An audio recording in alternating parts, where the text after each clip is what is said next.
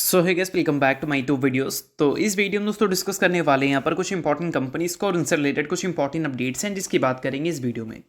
तो चलिए दोस्तों वीडियो की शुरुआत करते हैं। सबसे पहली कंपनी को डिस्कस करते हैं। पहली कंपनी का नाम है विप्रो लिमिटेड। बट इसको डिस्कस करने से पहले दोस्तों अगर आपने अभी तक मेरे टेलीग्राम चैनल को ज्वाइन नहीं किया है तो उसका लिंक आपको डिस्क्रिप्शन में और पिन कॉमेंट में देखने को मिल जाएगा। लिंक के थ्रू जाकर चैनल को ज्वाइन कर लो। काफ़ी सारी न्यूज़ एंड अपडेट्स मैं आपको वहाँ पर भी देता हूँ जो कि आपके लिए काफ़ी ज़्यादा यूजफुल रह सकती हैं। तो चलिए वीडियो की शुरुआत करते हैं। सबसे पहले बात कर लेते हैं विप्रो से रिलेटेड कुछ इंपॉर्टेंट पॉइंट्स के बारे में।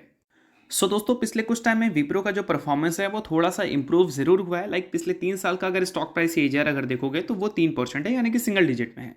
बट पिछले 1 साल में ये 14% पे गया है क्योंकि कंपनी के जो प्रॉफिट्स हैं उसमें पिछले 3 साल में कोई भी ग्रोथ हमें देखने को नहीं मिल रही थी। बट पिछले 1 साल में ग्रोथ हमें ज़रूर देखने को मिल रहा है और मार्केट उम्मीद कर रही है कि कंपनी एक knew all time high profit भी हमें दिखा सकती है। अब देखो दोस्तों, नोट करने वाली बात यहाँ पर यह है कि 2022 के फाइनेंशियल ईयर में कंपनी ने 79,000 करोड़ का रेवेन्यू रिपोर्ट किया था। 23 में 90,000 करोड़ और 24 में 89,000 करोड़ लगभग।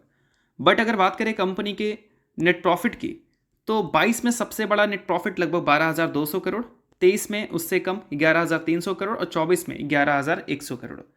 तो रेवेन्यू तो कंपनी के बढ़ रहे थे, प्रॉफिट नहीं बढ़ रहे थे। तो इसका सबसे बड़ा रीज़न था एट्रिशन रेट। एट्रिशन रेट जब भी किसी भी टेक कंपनी का बढ़ता है तो उस केस में क्या है कि कंपनी के ऑपरेटिंग प्रॉफिट मार्जिन हमें गिरते हुए नजर आते हैं। तो एक टाइम पे 21% हुआ करता था, फिर लगातार 2 फाइनेंशियल ईयर ये 19% पे आ गया था। अब देखा जाए ऑपरेटिंग प्रॉफिट मार्जिन में एक इंप्रूवमेंट हमें दिख रही है पिछले 4 क्वार्टर में, वो अभी 20% पे जा चुका है। इस वजह से कंपनी के रेवेन्यू पिछले 1 साल में ग्रो नहीं की है, फिर भी कंपनी के जो प्रॉफिट्स हैं उसमें हमें 10% की ग्रोथ दिखी है और इस वजह से स्टॉक प्राइस सीएजीआर आपको पिछले 1 साल का अच्छा देखने को मिल रहा है। अब नोट करने वाली बात यहाँ पर यह है कि विप्रो काफ़ी सारे इवेंट्स ऑर्गेनाइज करने को लेकर जानी जाती है जिसमें मैक्सिमम चीज़ें हमें बोनस से रिलेटेड ही देखने को मिलता है। और साल में कंपनी एक बार डिविडेंड भी हमें दे देती है जो कि आई थिंक दे चुकी है इस साल। अब दोस्तों सबसे बड़ी अपडेट यहाँ पर यह है कि विप्रो वंस अगेन आपको बायबैक देती हुई नजर आ सकती है। बट ये कोई ऑफिशियल अपडेट है नहीं, ये कंपनी के कैश इक्विवेलेंट्स को देखकर मैं बोल रहा हूँ। अब इससे पहले कंपनी ने जब बायबैक दिया था तो उस टाइम कंपनी का जो कैश इक्विवेलेंट्स था वो 10,000 करोड़ के ऊपर था। तो जब भी कंपनी के पास इनफ कैश होती है तो वहाँ पर कंपनी डिविडेंड बायबैक जैसे इवेंट्स ऑर्गेनाइज कर अपने इन्वेस्टर्स को या फिर बोल सकते हैं शेयर होल्डर को बेनिफिट देने का काम करती है। अब ऐसा नहीं कि ये सिर्फ विप्रो ही करती है, आप टीसीएस को भी देख लो, ऐसा ही करती हुई नजर आएगी। इन्फोसिस जैसी कंपनीज, मतलब जिसके पास अच्छे खासे कैश रिजर्व होते हैं और काफ़ी बड़ी कंपनी होती है। और विप्रो के वंस अगेन आपको 10,000 करोड़ से ज़्यादा का कैश इक्विवेलेंट्स देखने को मिल रहा है, 10,459 करोड़, जो कि पिछले 4 सालों में सबसे ज़्यादा है। तो इस वजह से हो सकता है कि वंस अगेन आपको लास्ट टाइम जो विप्रो बायबैक की न्यूज़ सुनाई थी वो फिर से सुनाती हुई नजर आ जाए। अगर ये टेंडर बायबैक आता है तो काफ़ी अच्छी बात रहेगी और विप्रो के इन्वेस्टर्स को वो सारी चीज़ें पसंद भी आएंगी। बट देखते हैं कि वो आएगी या नहीं आएगी, वो अलग मसला है। बट जो इंपॉर्टेंट चीज़ें हैं कंपनी के बैलेंस शीट को लेकर वो मैंने आपको बता दिया। बाकी आपका व्यू विप्रो को लेकर क्या है वो मुझे कमेंट में ज़रूर बताना। तो चलिए दोस्तों डिस्कस करते हैं अब अगली कंपनी को जिसका नाम है वारी एनर्जीज लिमिटेड। अब पिछले कुछ टाइम में वारी एनर्जीज का performance no doubt stock market में भी खराब दिखा है और इसके वैल्यूएशन में भी कुछ खास अच्छा देखने को नहीं मिला है। लिस्टिंग के बाद इस कंपनी का जो प्राइस टू अर्निंग मल्टीपल्स था वो 80 से ऊपर था, बट अभी देखोगे तो 50 के रेंज के आसपास आ चुका है। अब क्यों ऐसा है?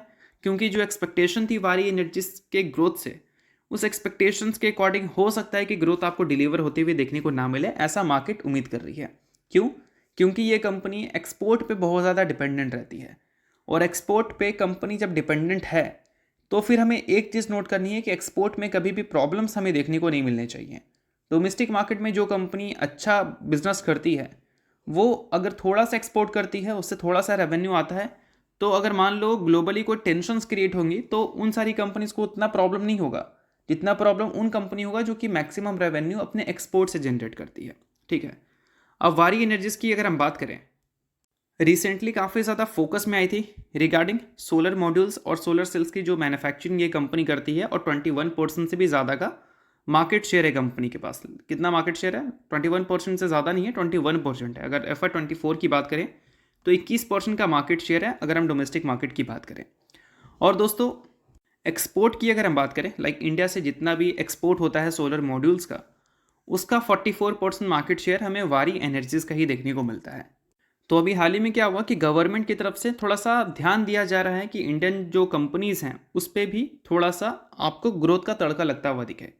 अब इसके लिए हमारी जो गवर्नमेंट है वो रिन्यूएबल सेक्टर में एक स्कीम लाई थी, और वो स्कीम क्या था, सूर्य घर योजना का, जिसमें गवर्नमेंट का जो मेन फोकस है वो लगभग 1.2 लाख करोड़ आप बोल सकते हैं इन्वेस्ट करने का है रूफटॉप सोलर इकोसिस्टम को अडॉप्ट करने को लेकर।